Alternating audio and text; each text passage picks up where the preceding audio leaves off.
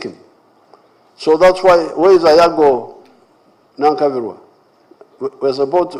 We give it to some people, what are they doing? President Museveni's vision is echoed by the Vice President, retired Major Jessica Lupo, who emphasized the need for continued investment in energy infrastructure to meet the demands of Uganda's rapidly expanding economy. It is a clear indication of the NRM government's strategic approach to uplifting every sector of society through provision of energy, a vital ingredient for national development.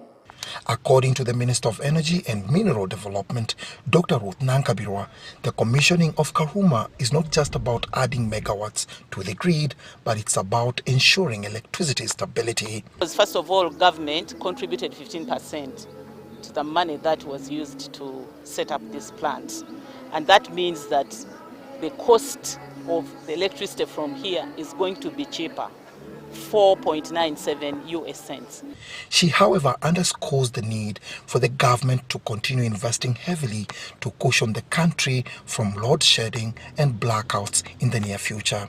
We need more money to reach everybody, and we need more power. If we are to see the standard gauge railway being facilitated with electricity, if we are to see all borders using electricity, all cars manufactured in Uganda or imported using electricity, we need much more power. That's why our energy generation strategy has a figure of 52,481 megawatts by 2040. Karuma is a clean energy plant that underscores Uganda's commitment to sustainable development, says the Permanent Secretary at the Ministry of Energy and Mineral Development. By adding Karuma to the national grid, we see our clean energy electricity increasing to 93% of our energy mix. So that speaks again to greening, net zero commitment by the government of Uganda to ensure that we are achieving our nationally determined contributions as committed at COP28, but also under the UNFCCC protocols. The project also reflects Uganda's deepening cooperation with China in infrastructure development, as highlighted by the Chinese ambassador to Uganda. China will continue to be Uganda's reliable partners in realizing the Uganda Vision 2040. But I'm also very happy with China and also the company Sino-Hydro, because they are a serious company. So I will write to the President of China and thank him for his support. With Karuma now operational, the country's power generation capacity has risen to 2,200 megawatts. The commissioning of this 600 megawatts Karuma hydropower plant is just a drop in the ocean in Uganda's quest to produce at least 52,000 megawatts of electricity by the year 2040. Dennis Igoa for UBC News in Karuma. President Yoweri Museveni has officially launched the Royal Milk Enterprises factory in Nalukolongo, Kampala. The president emphasized the importance of local production in driving economic growth and ensuring food security. Founded in 1995 by Haji Burhan Chigwe, Royal Milk Enterprises started as a small company in Masindi district, Bunyoro sub-region. For the years, Royal Milk Enterprises has evolved with Haji Chigwe's children actively involved in its growth and operations. The factory collects 200,000 liters of milk per day and sources its milk from 25 collection centers across the country. President Yoweri Museveni, while launching the Nalukolongo-based Royal Milk Enterprises factory, thanked Bunyoro farmers for heeding to his message of transitioning to commercial farming. Twatandika myaka ya nkaaga okhabura abarisa abakarisa nibona abiri ndehe nabo okubahabura okurisa okuhindura umurimo gwo gukora sente gutari gukama amate gonka ago kunywa haka commercial so kutarigira umushaka twatandika busi twagumiza mu cyo tukora abanyabushozi bakihurira bagatandika bake. The president acknowledged Uganda's current milk production of 5 billion liters annually and emphasized the need to explore international demand. So, nicho nikani bagambira okuya NRM aboka nkaba mbitandikire umyaka yenkaga kuri wetu nyabushozi nkabitandikira tukasoma byensi yona ntubimanya ntumanya ensizono kuzarugire ahansi zikatunguka. He praised Hachigwe's children for stepping into their father's shoes. The president also highlighted the importance of transitioning to long-life products like ultra-heat treatment milk from the pasteurized milk currently produced by the factory to enhance market outreach and reduce transport costs. To salute the old man for listening to our message. You see, the problem of this part of Africa is not poverty at all. The problem of this part of Africa was conceptual. The Minister of State for Youth and Children Affairs, Mr. Balambaro Gahara, underscored the importance of youth engagement in national development. He expressed gratitude to Mzee Chigwe's children for embracing their father's vision. The ambassador of the European Union to Uganda, John Sadek, highlighted the significance of this project in realizing President Museveni's vision for Uganda's industrial transformation. The executive director of Rare Milk Enterprises, Sale Chigoye, spoke passionately about the company's commitment to bridging gaps in the dairy industry. To further enhance production, Saleh made an appeal to the president, saying, "We would like Your Excellency to assist us with an ultra-heat treatment plant which would double our production capacity. We believe this investment will take us far and employ more youth in the company." Responding to his request, the president pledged to support the company with the ultra-heat treatment plant through government funding. Crispus Arinitwe, Lydia Chamkama, UBC News. And President Yoweri Museveni has urged world leaders in New York that Africa must urgently pursue sustainable industrialization as a crucial element for socio-economic transformation. His message was delivered by the Prime Minister Rhoda Ngonzi during a high-level event on the third Industrial Development Decade for Africa, held alongside the 79th session of the United Nations General Assembly. Museveni noted that since the UN General Assembly adopted the first, second and third Industrial Development Decade Africa starting 1980, numerous resolutions and initiatives have been made, yet Africa remains the poorest and most vulnerable region globally. He highlighted that the first Industrial Development Decade Africa ran from 1980 to 1990 and the second from 1993 to 2002, questioning Africa's progress in industrialization from 2003 to 2016, the president emphasized that African nations must take immediate action to industrialize and create jobs for the continent's growing youth population. Noting that despite the above-mentioned resolutions, decisions, declarations, and initiatives, Africa remains the poorest and the most vulnerable region in the world, and noting also the need for the continent to take urgent action to advance sustainable industrialization as a key element of furthering economic diversification and value addition, creating jobs, and thus reducing poverty and contributing to the implementation of Agenda 2030.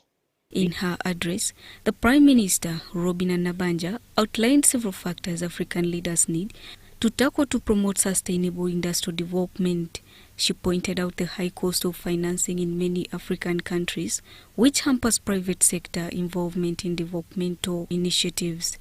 The cost of financing remains very high in African countries, and this inhibits private sector participation in development initiatives on the continent.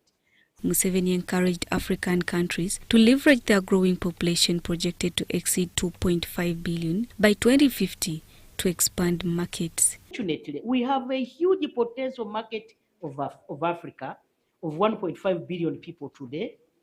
That will be 2.5 billion by the year 2050. Several speakers addressed the necessary steps for achieving sustainable industrialization in Africa. Leaders issued a communique outlining 14 critical issues to be addressed under the theme Sustainable Industry for Africa's Tomorrow, Building Resilience Across Generations. Even involving promotion of agro-processing. Recently, we launched an Export Agriculture for Food Security initiative to be able to push and galvanize our member countries towards scaling up on agricultural production to feed themselves, and also supporting the processing of these agricultural products on the continent to ensure we are able to feed ourselves. So what is our founding vision? Our founding vision is a competitive, borderless, innovative Africa for trade, investment, and industrialization. Because we believe that industrialization is the cornerstone for our real prosperity, for our real development on the continent. And we want to make sure that we introduce the idea of de-risking so that the private sector can feel comfortable to come and do the investments in our own industries. The event saw participation from heads of state and government from the African Union, the African Union Commission, UN agency leaders, development finance institutions, and representatives from the private sector. The Prime Minister was accompanied by Professor Pamela Mbabazi, the chairperson of the Uganda Investment Board, and other government officials. Charity Marion Imnat and Ismail Kasoha for UBC News.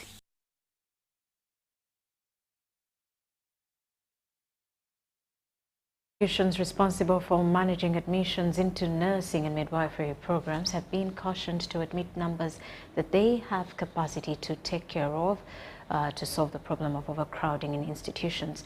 The Minister for Education and Sports, Janet Museveni, while releasing the 37th cohort of the Uganda Nurses and Midwifery examinations of June 2024 at State House Nakasero, said government does not have all the resources to take care of everything. It is now my pleasure to release the results for the 37 series of UNIMEB final examinations of Uganda Nurses and Midwifery Examinations Board has released the 37th series of fine examinations of June 2024.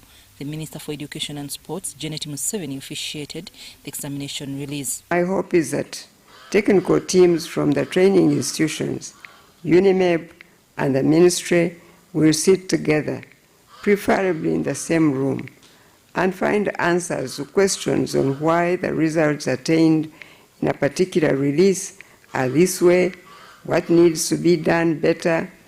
18,470 candidates were assessed, 2,622 certificate and 15,848 diploma program from 132 accredited examination centers. The chairperson, UNMEB, Christine Nimwesiga, appreciated government's timely release of grants and provision of security of 1.8 billion shillings for the UNMEB office block and equipment, recommending the ministry to come up with policy interventions to address the issue of congestion in existing hospitals. Increased enrollment of trainees in the health training institutions has exerted pressure on the existing hospitals used for training as such, causing congestion. Therefore, the board recommends that the Ministry of Education and Sports studies this area comprehensively and come up with the policy interventions that will maintain quality health education and training. The Minister for Education and Sports, Janet Museveni, explained that the easiest intervention is to reduce the numbers of students admitted, attributing the problem of overcrowding to lack of proper planning. So the problem of nursing and midwifery trainees congesting hospitals and health facilities where they train from is the easiest to solve. Simply admit fewer students, at least for now. And then the other expensive solutions that take time and money to implement can come later when resources permit. Results indicate that out of 15,848 candidates for certificate, 15,174 passed, and out of 2,622 diploma candidates, 24,079 passed, that is 94.6%. However, under certificate, 4.0% of the candidates did not attain the pass mark, while in diploma, 5.2% failed. Has observed that the candidates for certificate in nursing performed better overall compared to their counterparts of certificate in midwifery and certificate in mental health nursing. And yet, the admission requirements are the same and are trained during the same facilities. Therefore, Mama, we are requesting that the ministry should interrogate this further to explain the cause of variation in performance. The Minister for Education, Janet Museveni, explained that it is her prayer that teaching of values and ethics of work is included in the nursing and midwifery curriculum. Because a professional nurse or midwife who has a low regard for values in life can be dangerous to their patients, which means this profession is for those who are morally upright, with integrity and humility. Therefore, your curriculum should ensure these values as the training goes on. The Permanent Secretary, Minister of Education and Sports, Kendress to the agenda, said government offered scholarships for some post-basic programs in nursing and midwifery, which helped increase enrollment. In pediatric and child health care nursing, advanced diploma in public health nursing, and advanced diploma in palliative care nursing. This intervention, Mama, has improved enrollment in those three areas from 53 to now 112. That's a hundred. I'm Navka Farida and Abdunassil Wema in Kampala. And Uganda is making significant strides in the industrialization agenda, vision articulated by the President through the Uganda Investment Authority. Our news crew had an exclusive interview with the General Salim Saleh, also known as Caleb Akandwenaho, who sheds light on the importance of the upcoming Namukera Kapeka Industrial Park Trade Show set for 27th and 28th of September. Uganda's industrialization agenda is gaining momentum as the Namukera Kapeka Industrial Park in Kapeka prepares to host a pivotal trade show on September 27th to 28th, 2024. There is a connection between the manufacturing and agriculture. There is also a connection between manufacturing and the service sector. Now, I think they are trying to add in the tourism aspect, because the trade show, I think, will increase some tourism, industrial tourism aspects.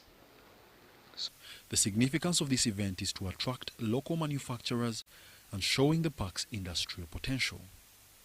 Designed to accommodate a diverse range of industries, including textiles, pharmaceuticals, agro-processing, electrical manufacturing, construction and food processing, the park aims to establish 60 factories by 2030. Currently, it hosts 18 operational factories with 9 more under construction. But for us, it had a very big historical perspective. That's why we are so happy that it has come to some level of development, because we are still at 40%.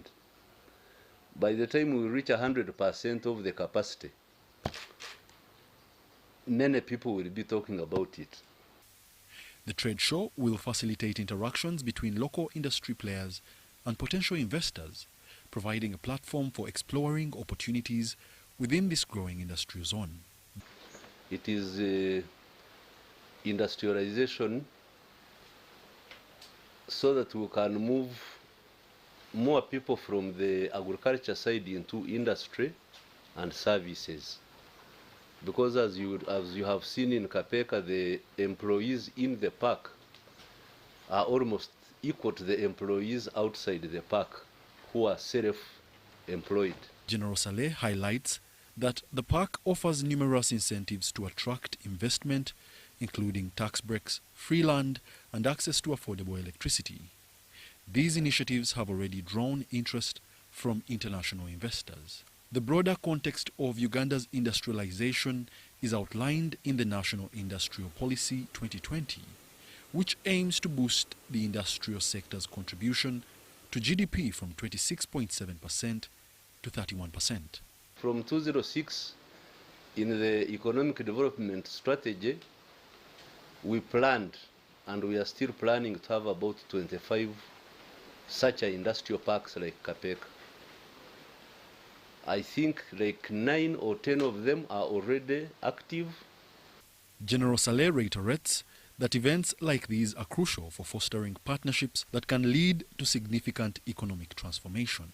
Wadulo Mac-Arnold for UBC News in Namukekera.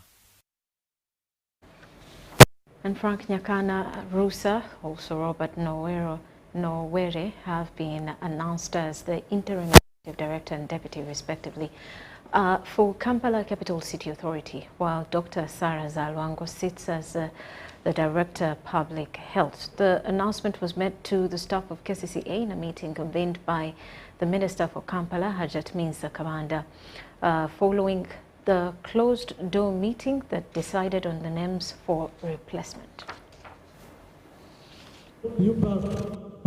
Frank Nyakana Rusa, Robert Nowere and Sarah Zalwango have been announced the interim executive director, deputy and director of public health respectively for Kampala Capital City Authority. Nowere Robert is the deputy executive director. Tentatively,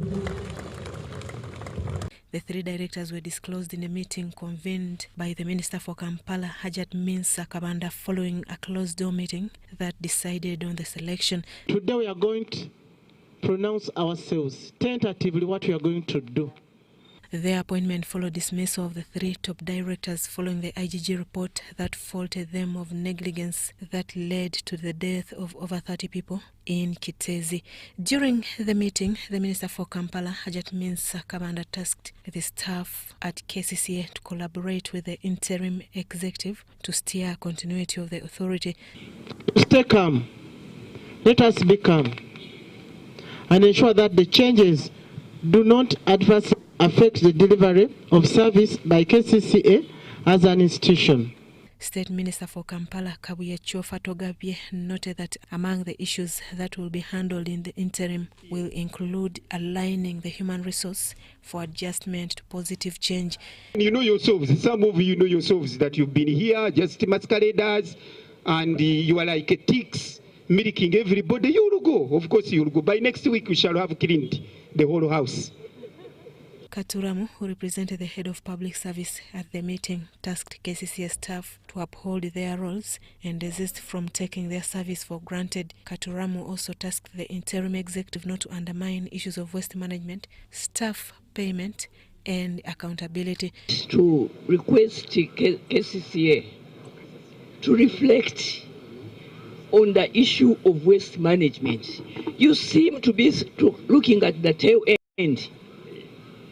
Waste management has a cycle. She further tasked the interim executive to work towards making KCCA a better place and desist from politicking that has seen the authority in bad records. Put him to deliver services to the people of Kampala. You need to be a model for the other cities that have been created. The acting director, Frank Nyakana Rusa, in his maiden speech noted that the task ahead of him in the 100 days will include, among others, restoring public trust towards the authority, ensuring public accountability, and steering teamwork. As I've been here, I've seen it has suffered a serious shortage of trust. I will be a leader who encourages trust. Because when you have trust, then you can engage in constructive conflict. He also pledged to embark on the unresolved issues that put KCCA on the spotlight, like garbage, Kitezi issues, non-payment of staff, and restoring order in the city. I know that Kitezi is highest on our agenda. Finding the land, the emergency response, dealing with the aftermath, the compensations, etc., etc. But I also know that some of you are uncomfortable about the human resource manual. You're not sleeping because you've heard things about that manual. I want to tell you that we are hearing you and we are going to pay attention to it. The 3 directors who were selected from within the authority will oversee the authority in the acting positions for 3 months as the Public Service Commission prepares for the possible new replacements. Susan Naung and Ivan Juko reporting for ABC TV.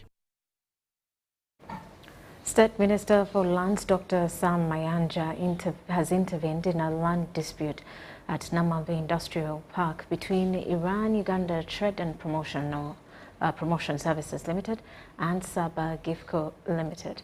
The disagreement centers on a 6-acre plot which both companies claim was allocated to them by the Uganda Investment Authority. Iran-Uganda Trade and Promotion Services Limited, represented by CEO Wycliffe Mulindwa, received the land in 2013 with a 3-year development deadline. We paid for it. They didn't give it to us. That is what no good there. But all the same, we felt that it was unfair for you, Uganda Investment Authority, evict us, just because they had the appetite for the land. Mulindwa explains to the minister that the UIA had failed to meet essential contractual obligations, including the provision of water, roads and electricity, complicating their development efforts. Although they applied for a lease renewal, their request was ignored and eviction followed. It's a slow and painful and expensive job. Yet there are no facilities from UIA, no power, no water. Saba Gifco Limited, represented by Katushabe Michel, acquired the same land in 2022 but claims they have been prohibited from working on it due to the ongoing dispute. 2022, we've been trying to develop this land. However, there have been so many harassments coming up every time there's development. Police, UPDF, and all, they stopped us from developing the land because of some ongoing cases, which I'm quite sure that the case was resolved.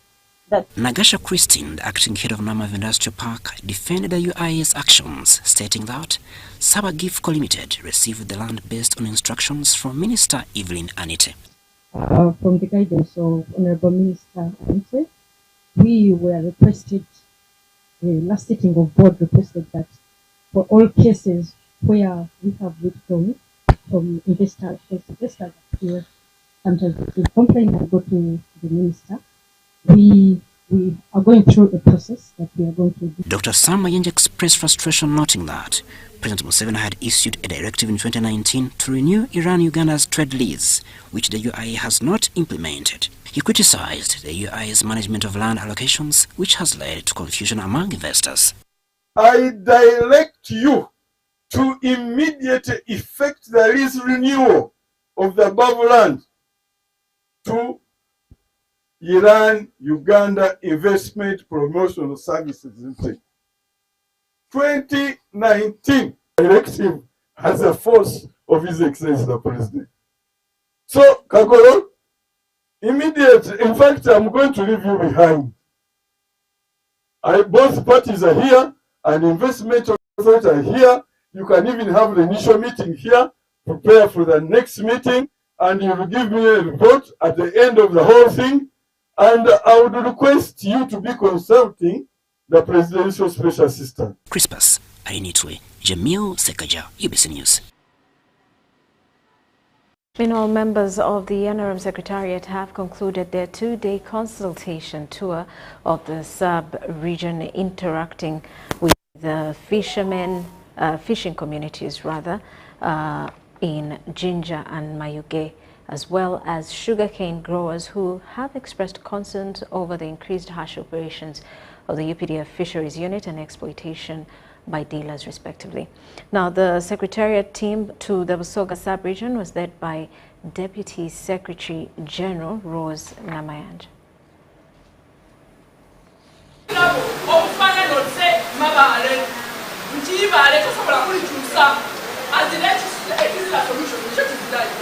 This week, the NRM Secretariat stepped out for sub-region mobilization tours, and in Busoga sub-region, the team was led by the Deputy Secretary General, Rhoda Ngonzi. With all the liberty. The consultative meetings, which started from Iganga district on Tuesday, 24th September 2024, have concluded with interactions with the fishing communities of Mayuke and Jinja districts.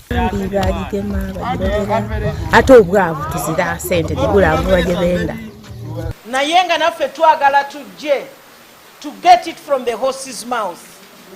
Sirwa kuba nti tubadde tetubitegeera bulungi oba tetubeesiga.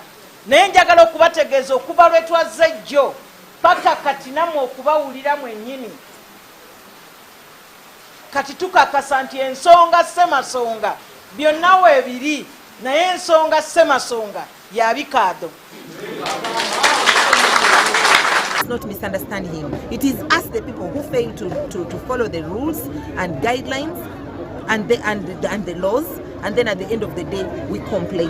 The Rhoda Ngonzi team were accompanied by local leaders who also engaged the sugarcane growing community, which blames the skyrocketing poverty levels in Busoga on the local exploitation and other factors. By identifying these problems, we tried to find out why did NRM perform poorly in 2021. And one of the challenges, or some of the challenges we found, were the issues on the lakes, in the fishing communities, issues of the wetlands, issues of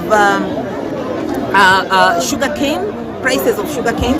But we want to thank the President because he has been working on those issues. The intentions of these field tours by the Secretariat is mainly to document challenges, evaluate government projects, and create a two-way feedback to the electorates ahead of the 2026 general elections. That is income stability. It should be recorded that in the 2021 general elections, the NRM party underscored at all elective levels, and that's why the Secretariat is working hard to turn around the events in the coming polls. So we wanted to confirm with our own eyes to see exactly what's happening. We came to the community to understand and to see how do we solve these problems. How do we help the people? Because the President has from time and again guided that if we are to do mobilization, we need to identify the problems of the people and address them. As the Busoga team winds up the tours, the Lango sub-region team led by the Secretary General Richard Odong is still on duty. Robert Onyango, UBC News. And journalists have been encouraged to focus on their professional duties to serve the public effectively and avoid misunderstandings with the communities they operate in. This message was delivered during the 5th International Access to Communication Day at Makerere University in the SEDAT Conference Hall. The Minister of Information, Communication, Technology and National Guidance, Dr. Chris Pariomosi, has urged members of the press to collaborate with the police as colleagues rather than adversaries. But of course also access to education has improved. People have gone to school, people can access information. The people in my constituency do not have necessarily to wait for me as a member of parliament to tell them what is going on in the parliament. Dr. Pariomosi commended government for its ongoing support of journalism, particularly in promoting freedom of speech among citizens. That brings together all the existing laws. We have the Communications Act of 2013, we have the UBC Act 2005, we have the Press and Journalists Act, we have the Electronic Media Act, we have the Computer Misuse Act. We are consolidating them into one law. He acknowledged the challenges faced by journalists, but assured that they would be addressed soon. We are actually exploring different technologies which are available, and we are going to actually bring in new technologies that are going to help us filter what Ugandans publish through social media. Donald Mohoezi from the Community Policing Department advised journalists to understand their responsibilities and work collaboratively with the police, emphasizing mutual respect as both groups serve the public. All the stakeholders must sensitize the community, right from the village up to the top level. The leaders must talk to their people. Why do they need information? Information about what? So information is not a need in itself. Information must help you to achieve something. Lastly, is about our relationship with the media fraternity. We are not competing whatsoever. police is not planning to start a media house. No way. We work together. The executive director of the Africa Freedom of Information Center, Gilbert Seburwa, urged journalists to avoid disseminating false information, highlighting their role as the eyes of the communities. Gilbert Seburwa asked the government to establish laws and regulations to ensure journalists enjoy their rights and freedoms while providing their services. So Uganda presented its report last year in October, and the African Union had the opportunity to engage with this report. And in June this year, it gave recommendations to Uganda. Recommendations on Article 9 regarding access to information and freedom of expression. One of the main recommendations that the Commission made was that Uganda should amend the Access to Information Act and bring it in line with the model law on access to information for Africa that was passed by the African Commission on Human and People's Rights. He encouraged the Republic to seek accurate information from reputable and registered media outlets. I really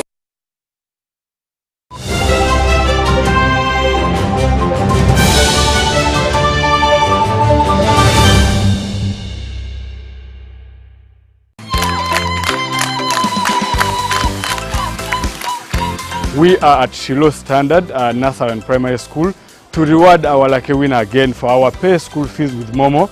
We are paying school fees for a student who is lucky because the parent used our codes to pay their school fees. You can as well be our winner for the next school fees prize by dialing *165 *80# and you opt into the competition. Umiatia goensha ngoye shimte luangene kanti bisho lokwana tena anene wa poberane da kwani ubami gum afu akwa yejo dushu metikere mba mind me mountain MTM kiken ubami ugum hi men.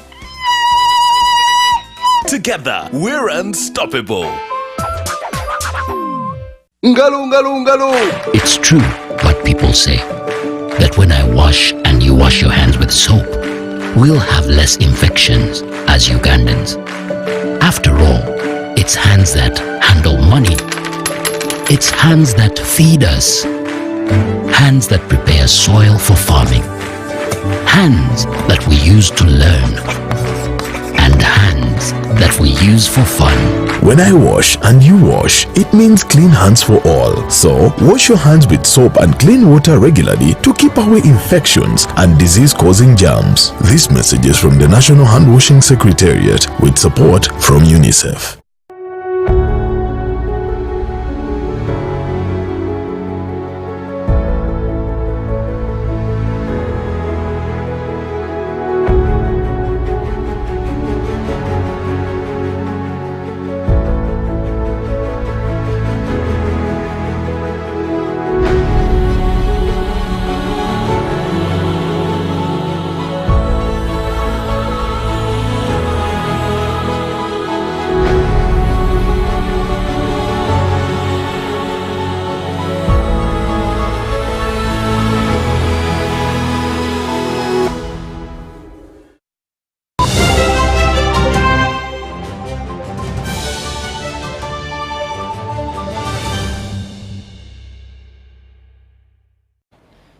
Welcome back.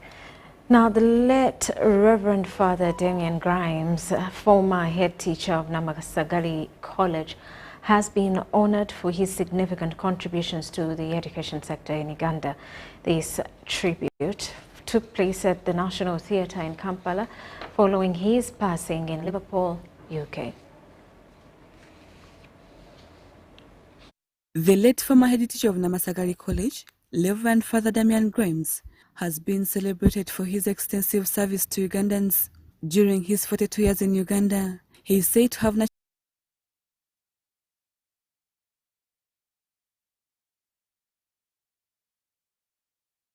many gathered at the UNCC headquarters to pay their respects, including performing artists and alumni of Namasagali College.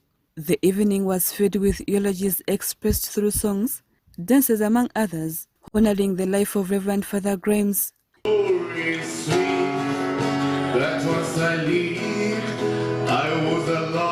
The Permanent Secretary Minister of Gender, Dr. David Agre Chibenge, represented government and emphasized that to know further crimes was to understand empathy, compassion, and coexistence.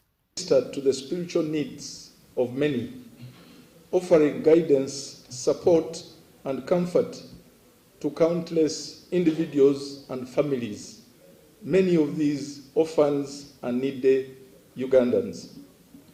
His passion for social justice and advocacy inspired countless others to follow in his footsteps. Love for the gospel was palpable in his homilies, which were always filled with wisdom and compassion.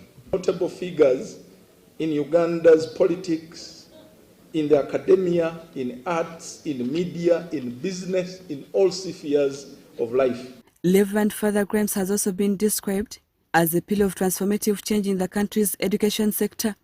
We would like to call him a prophet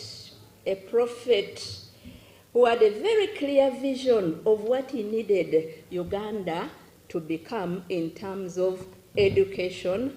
And he was also a person who was ready to take action as a leader to make it happen. And he did this from way back in the 70s. What we are looking at today as the competence-based curriculum is something that he had started in the 70s. He wanted to produce learners, not only who were knowledgeable, but those who were skilled and competent as well. Other mourners also shared their thoughts on the late Reverend Father Grimes. Let us be transformational leaders. Leave a legacy. He has left his legacy. Nandekati, I'm benefiting from his legacy. The maxim that to whom much is given, much is expected. Someone told me that a long time ago, through their words and actions. This person I speak of gently, persistently, kindly, empathetically, and relentlessly. He demonstrated that there are certain things one should not shy away from. The body of Reverend Father Damian Grimes will be laid to rest at Namasagali College in Kamuli District on Saturday the 28th of September. Rebecca Nantongo, Robert Katamba, UBC News. May his soul rest in peace.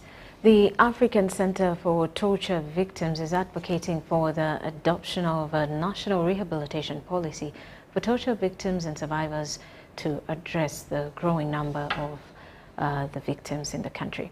In a survey conducted by the African Center for Torture Victims for the year 2023, security agents have been ranked highest in infliction of torture. Survey conducted by the African Center for Torture Victims has registered 1,235 victims, signaling the persistent problem of torture in the country.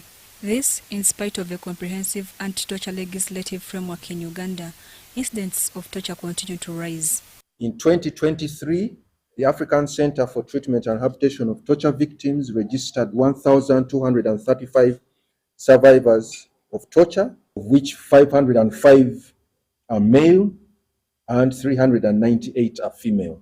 In the different centers, Gulu registered 342, Kampala 244, Karamoja 251, and Kasese 66. The report identifies security agencies as the primary perpetrators, with 353 attached to the UPDF only. Security agencies still rank high in allegations of torture perpetrated, with a worrying trend of torture meted by private individuals. The Uganda People's Defense Forces with 353, Uganda Police Force with 175, Uganda Prison Service with 14. And private individuals rank third with 160 cases. African Center for Torture Victims is now advocating for a swift adoption of a national rehabilitation policy for torture victims to ensure that the survivors can access the care and support they need to rebuild their lives. Develop and adopt a national rehabilitation policy for torture victims and survivors. Secondly, the Ministry of Foreign Affairs to ratify the optional protocol to the Convention Against Torture, OPCAT 2006. Thirdly, Parliament of Uganda to enact the Witness Protection Bill 2015 and National Legal Aid Bill into law. Fourthly, the Uganda Police Force to code the Prevention and Prohibition of Torture Regulations 2017 forms to enable effective investigation and documentation of torture and the prosecution. The center has also implemented various measures to assist survivors directly, like offering medical, psychological and legal support to help them recover from their trauma. We have established a fully fledged rehabilitation center in the Karamoja sub-region in Kabong district, which was launched this month. Continued providing of holistic rehabilitation services to survivors of torture and violence. 869 survivors were offered medical treatment, 502 male and 367 female. 88 survivors offered psychological services, 35 were male and 53 female. Mary Namkose, BBC News. Uganda and Love Care Uganda, part of the Asian communities here, have generously donated food items to Naguru Katale Primary School, a government-aided institution located in Naguru, a suburb of Kampala. Executive Director of Lila Foundation, Juhi Barrett, expressed her joy in giving back to the community, emphasizing that this act teaches young children the importance of kindness and the value of making others happy as they grow. 1,200 pupils of Naguru Katale Primary School were filled with excitement as they received a donation of essential food items from Lila Foundation and Love Care Uganda. We have distributed food items to over 1,250 students in Kitale Primary School, and the only reason is not because they're vulnerable, not because they're needy, but because they're our future, and a smile on their faces is a beautiful addition to a ray of sunshine to our beautiful future of Uganda. So we'd like to thank Mr. Jitu Shah for coming forward, Love and Care Uganda for coming forward and partnering with Lila Foundation. Without such great partners, NGOs like us cannot make a bigger difference in the community. And without their support, we will not be able to touch many lives. Naguru Godown, one of Kampala's suburbs, is home to many underprivileged families. Naguru Katale Primary School serves children from these disadvantaged areas. School feeding programs are at the core of the humanitarian efforts of Lila Foundation and Love Care Uganda. So we hope that their support continues, that we don't only look after the judges, which we do in all parts of Uganda, but we also touch the lives of beautiful children like this, because their happiness is everything, and children are children of God, so that gives us the joy that we want. The donated items include bread, milk and other necessities. Love Care Uganda has pledged to construct 6 toilets for girls, 4 toilets for boys at Naguru Katale Primary School. The school has been depending on only 4 toilets. You know, 1,250 children, they only have 4 small toilets sharing, so which is very surprising. So I have promised her that we are going to make 6 toilets for girls, 4 toilets for boys. The head teacher noted that many of the children's parents are low-income earners, making this donation timely and essential. When we look at us, we are very vulnerable. I think God led you to us. Many of our learners, as you see them, today we are smiling because you have brought a smile to us. We lack a lot of items because of our location.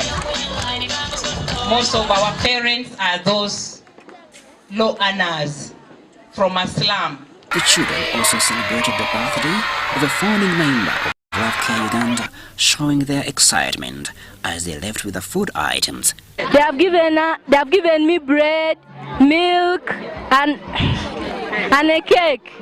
I'm so happy. Even today, I'm not going to eat portion.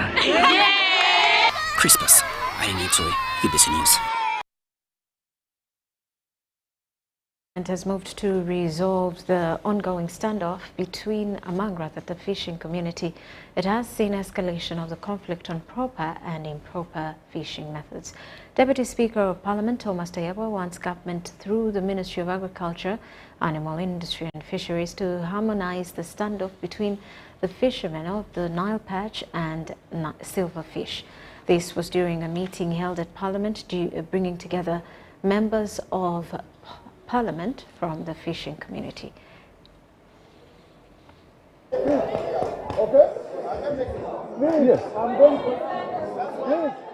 This was the extent of emotional heat as Parliament convened to resolve controversies surrounding fishing methods on the lakes. This followed recent contradictions on the methods used in the harvest of silverfish, also known as mukene, alongside Nile perch, otherwise known as emputa. The meeting was chaired by the Deputy Speaker of Parliament, Thomas Taibwa. There are people who are choosing, yet they don't have the right to be in Parliament. We go, we disparage them, we accuse them of ABCD, but they can't be on the floor to defend themselves. So, but in such a meeting, we are not approaching from you're wrong, you're right. No, we want to state the problem. After stating the problem, we look at how best we can get a solution for it. No sooner had the meeting begun than a Pandora's box was opened. Stakeholders in the fisheries sector flexed technical muscles. They don't look about the mesh size. They just say, you can't fish because they know this can't work. Then you stand in the boat. 10 millimeters was determined to be the size of the maximum size of a fingerling. So, Madam, the basis I was... Colleagues, Honorable President, let me first make it very easy. I'm sorry. Colleagues, you have taken... For over 50 years of my life, have been in the lake. So I know the sizes, even without so can you show us the sizes? So that's why we wanted them to tell us which size is this, which size is this. The bone of contention was on the methods for fishing of Nile perch and the silverfish. If you behave this way, I'm going to close the meeting, you go, you fight on the wrecks. Number one, you're fighting each other. Okay? Tilapia fighting mukene. You're fighting each other. Why don't you agree on a method where each one of you can fish? As advised by research and by science, which is in the law, is 10 millimeter mesh size. Okay? 10 millimeter mesh size. That's what we have in the 2020 regulations. At the end of the day, it was a meeting worth the time, with Deputy Speaker of Parliament calling on government to act. The ones of Nile perch believe that the methods which have been allowed, including Lampara, especially Lampara, that it is the same as the one which is called hurry up, that depletes everything the moment you allow the net within the wreck. But the ones of silverfish are also saying the moment you don't allow Lampara and you allow, is it choka? Yeah, choka. Choka is so traditional and dangerous, especially when they're on boats, they lose the balance and sometimes they fall in the water. So we have tasked the ministry to ensure that they meet these groups and try to show the boundaries between Lampara and Haria. The line minister in charge of fisheries, Helen Adoa, was present during the engagements. She agreed with the deputy speaker. The lake has not increased. It is the population that has increased. So people should continue using chota and using Lampara net should not be abused. Because if they abuse, the APU will measure the mesh that they are having in the lake. So what we want to talk to our fishermen is the solution or resolution we have made here, that let them not abuse Lampara net. But the issue of hurry up remain banned. Adoa insists on fishermen adopting proper fishing methods for sustainability of aquatic life. So I think as government, we really need to give attention to fishery sector in order to make a lot of production, because most of the people are crying now. But I want to make the fishermen to know the lake has never increased. It is the same. The population has increased, the demand has increased, but let us use the lake in a very, very sustainable way. For now, it is not yet conclusive as a similar meeting is expected to take place in 2 weeks' time. Henry Okrut, UBC.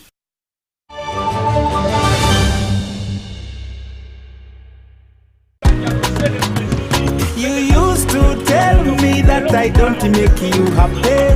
All that time you would be complaining.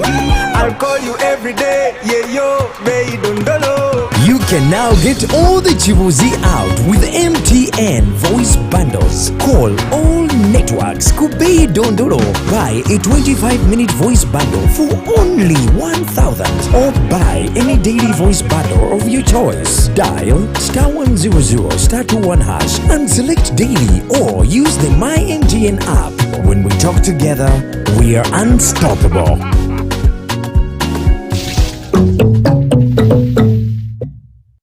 The Ministry of Health informs the general public that there are some cases of Mpox detected in Uganda. The ministry, working with partners and affected district local governments, are doing their best to contain the situation. The signs and symptoms of Mpox are body rash, fever, general body weakness, headache, sore throat, nasal congestion or cough, and swollen lymph nodes. You can prevent yourself from getting infected with Mpox by avoiding close contact with people who have been confirmed to have Mpox or who have signs and symptoms of Mpox. Avoiding touching or sharing personal items like beddings, eating utensils, phones, or other belongings of a person who has the signs and symptoms of Mpox. Avoiding contact, including eating, with all wild animals, alive or dead, especially those known to carry the virus, such as rodents and monkeys, and those that appear sick or have been found dead. Getting vaccinated if you're among those who have been identified to be at high risk of Mpox infection. Mpox is treatable and usually goes away after 2 to 4 weeks. However, it can be severe, causing even death, especially among children, pregnant women, and those with other health conditions. For more information and support, contact your nearest health worker. Call the Ministry of Health's toll-free line on 0800 100 066 or send a free SMS to YouReport on 8500.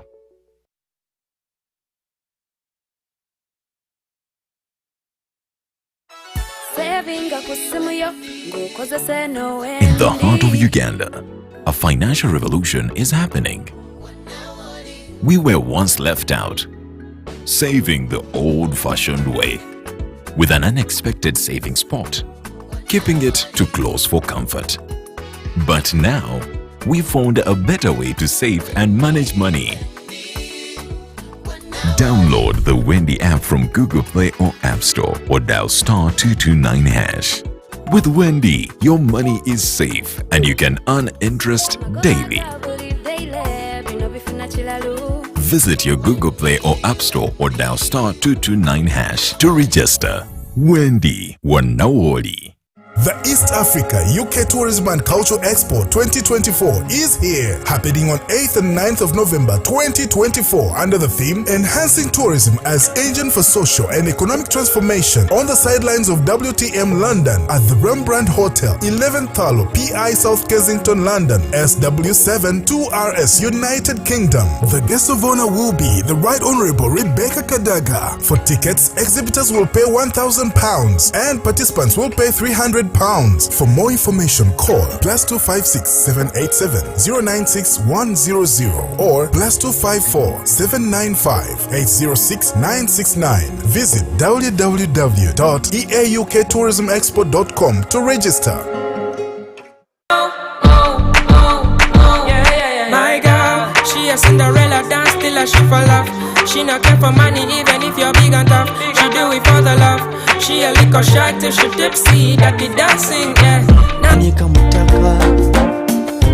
Why cross off where I tell no dem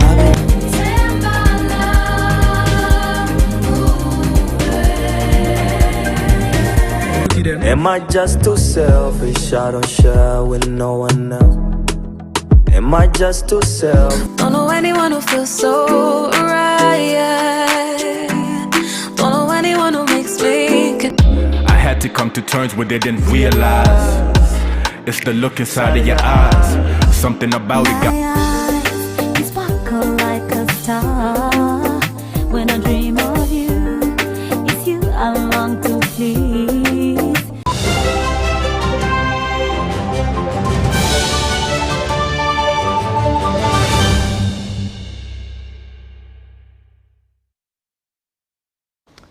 Welcome back. Now, the Ministry of Health today joined the global community in commemorating World Contraception Day under the theme Your Choice, Your Future. The event took place in Gombe, Butambala district, where many residents remain uninformed about contraceptive use.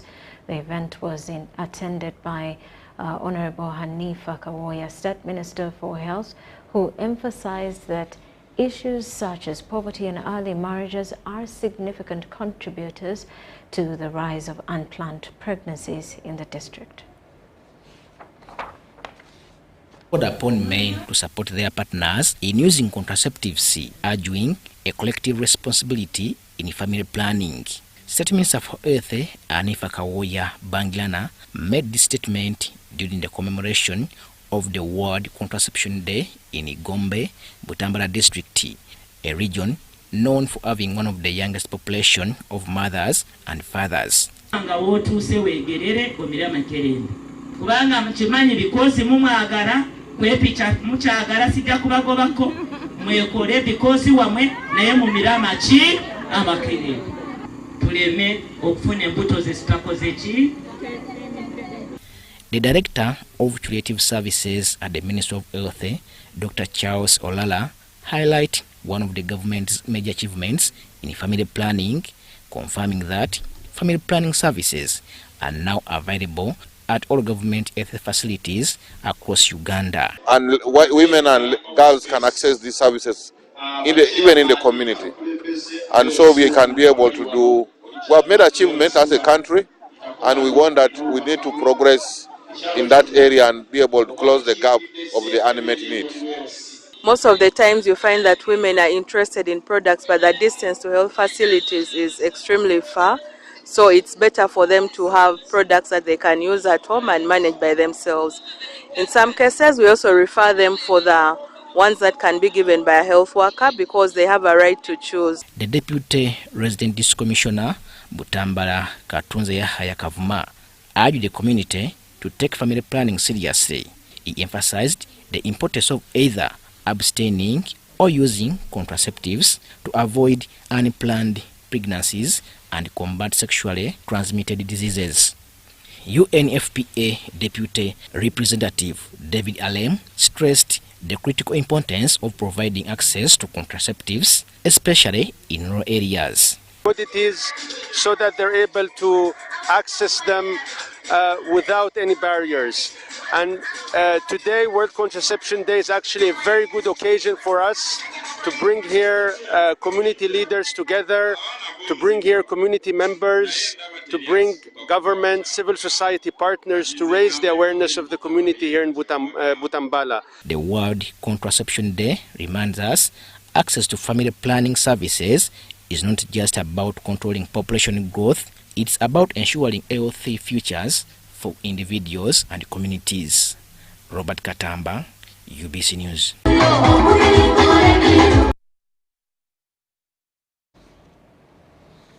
Now, former Deputy Governor, Bank of Uganda, Professor Ezra Suruma, has cautioned SACCOs against transitioning into commercial banks due to the intense competition and challenges in that sector.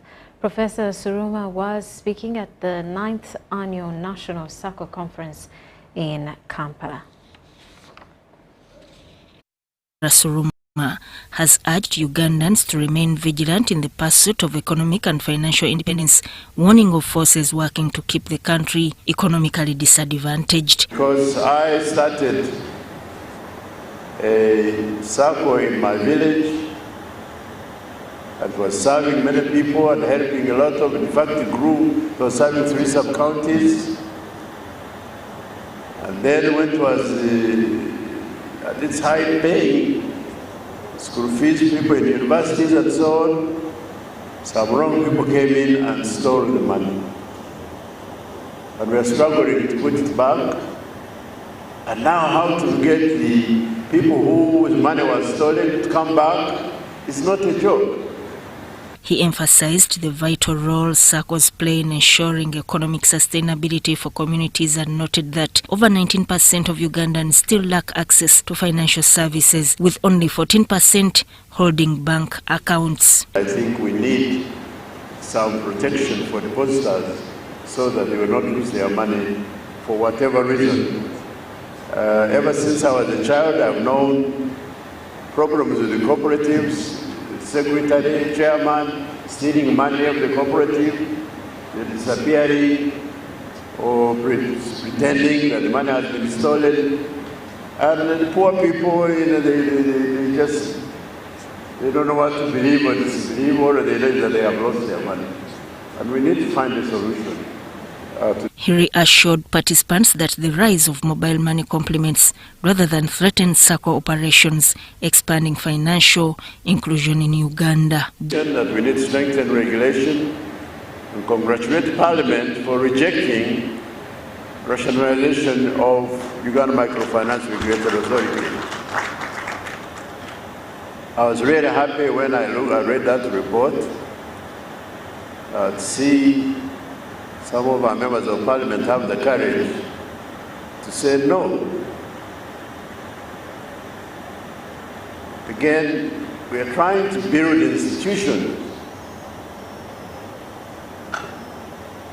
but this is part of the disruption.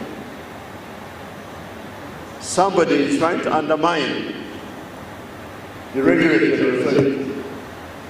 Jalia Bintu, board chairperson of the Uganda Savings and Credit Cooperatives Union, highlighted that excessive regulation is stifling SACCO growth and called for urgent reforms to unlock their full potential in uplifting communities. We should go slow in wanting to become banks, because we are not banks. SACCOs have got their guiding principles. We have our principles. SACCOs are member-owned, member-initiated, member-managed, member-beneficial. Economists stressed the need for SACCOs to remain committed to their mission of community empowerment. Sudat Kaye and Robert Boita, UBC News. Finance Minister Matia Kasaija has declared an 11.5% interest rate for savers at the fund for the financial year 2023-24. This was during the NSSF's 11th annual members meeting in Kampala. According to the minister, this is a record-breaking interest rate, with the highest payout in interest hitting 2 trillion shillings for the fiscal year 2023-24. The NSSF annual members meeting, which was presided over by the Minister of State for Labour, Employment and Industrial Relations, Davinia Esther Anyakun, revealed impressive growth figures. According to Honourable Anyakun, this growth demonstrates stability, progress and trust in the fund. As a member or a minister in charge of social security, I'm particularly interested in the strategies to increase the coverage and also give that legal obstacle limiting the eligibility threshold of the 5 employees who are revoked. The NSSF Act, CAB 230, now enables the fund to recruit employees from the informal sector, the self-employed, and the public sector voluntarily. I'm therefore glad to note the fund has instituted strategies to increase the coverage from 11% to 50% of the working population by 2035. The Minister for Finance, Planning and Economic Development, Honourable Matia Kasaija, emphasized that the fund is preserving and growing the value of members' savings, having consistently paid more than 2% above the 10-year average rate of inflation for over a decade. He also declared that contributors to the fund will receive 11.5% interest rate for this year. Now, per Section 36, Part 2 of the NSSF Act, CAP 230, for the financial year 23-24, I declare an interest rate of 11.5. Congratulations to all you members. We expect to do better. Over the last 2 years, the fund has grown from 18.56 trillion in financial year 2022-2023 to 22.13 trillion in 2023-2024, marking an increase of 19.2%. This growth is attributed to the fund's continued investment strategies in fixed income, real estate and equities. Joram Paul Sonko for UBC News.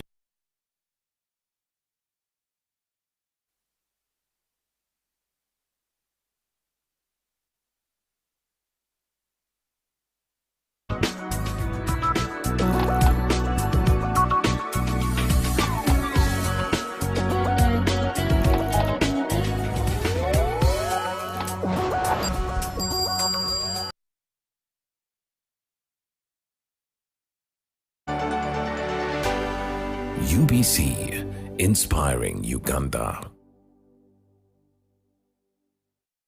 Africa Mashariki Fest invites you for the pilgrimage to Butiama, Mwalimu Nyerere's ancestral home and resting grounds to commemorate 25 years after his passing and marking a silver jubilee for the revived East African community. This October 14th, 2024, under the theme, Espousing Mwalimu Julius Nyerere's Enduring Legacy and Values, Lessons for Mother Africa. Join us to reflect on a journey of unity, peace, and prosperity. Immerse yourself in nature's beauty and history with a drive through Serengeti National Park.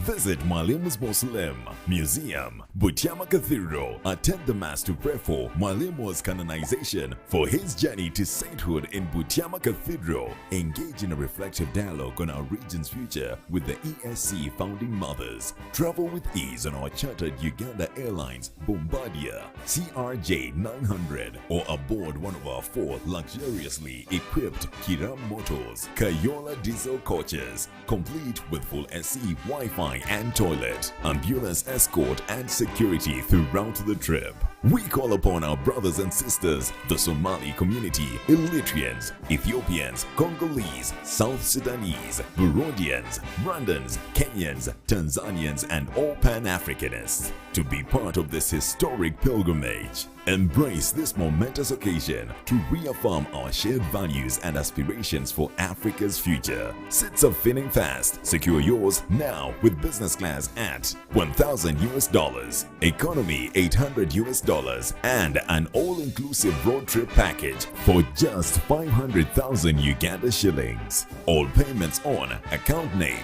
Butiama Pilgrimage Safaris, UGX account number 0153 007291, USD account number 0153 007307, United Bank of Africa, UBA, Ginger Road Branch, MTN Mobile Money 0772 963 625, Airtel 0705 263 625, registered under Chisembo Ronex Stendo. Don't miss this unparalleled opportunity to connect with Africa's rich heritage and its vibrant future. For reservation details, call us today on 0772 963 625. Sponsored